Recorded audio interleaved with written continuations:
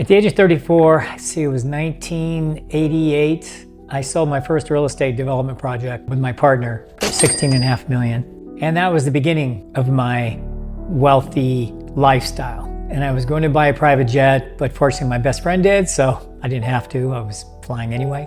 And it was a pretty amazing lifestyle. For a few years after that, I started to feel empty. I blew up my relationship. I guess I wasn't present. No, I wasn't. And I just kept working and investing in different companies and sports. But something just didn't seem right, so I went into therapy. I spent a couple of years in therapy. It was an interesting experience, but I felt good when I was finished. I thought, well, I'm cured, I'm helped, fixed. And then I went to a program called Context. It's a self-improvement program, and that was great.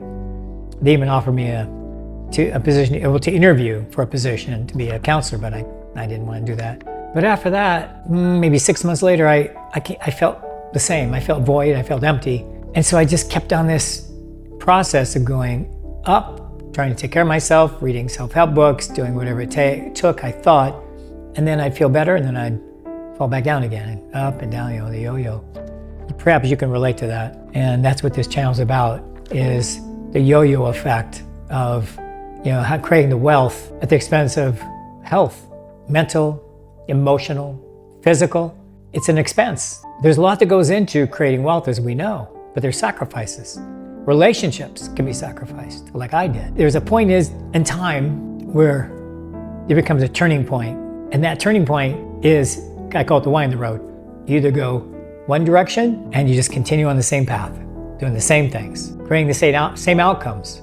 But if you go the other direction, life can change. And for me, it changed only when, in 2008, the Great Recession, I got in a lawsuit with the bank. And 2 years later, I crashed my paraglider in Mexico, outside the mountains of Mexico City, pretty badly. I recovered from the injury somewhat, but at the same time, I had other things that were compounding my life besides the lawsuit.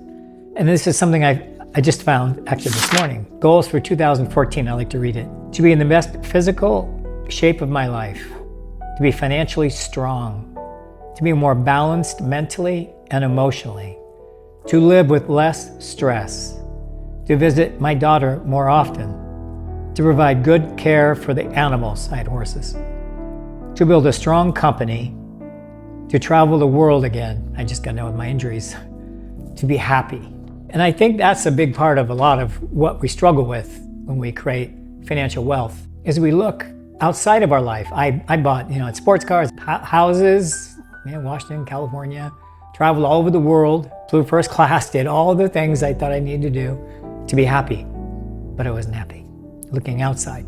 So what I discovered was when I went inside, I started looking at my own life, how I can change, what I can do. Things really started to change for me. And that's the key. But I didn't do it on my own. I had help. I had a lot of help, but particularly from one individual. And that individual, I say it saved my life. Not literally, but of course, figuratively. And now I'm happy most of the time. I'd probably say 70% of the time. The other 30%, I got the monkey mind on my shoulder trying to sabotage me. What I did wrong, what choices I could have made differently, all the things that I made mistakes doing.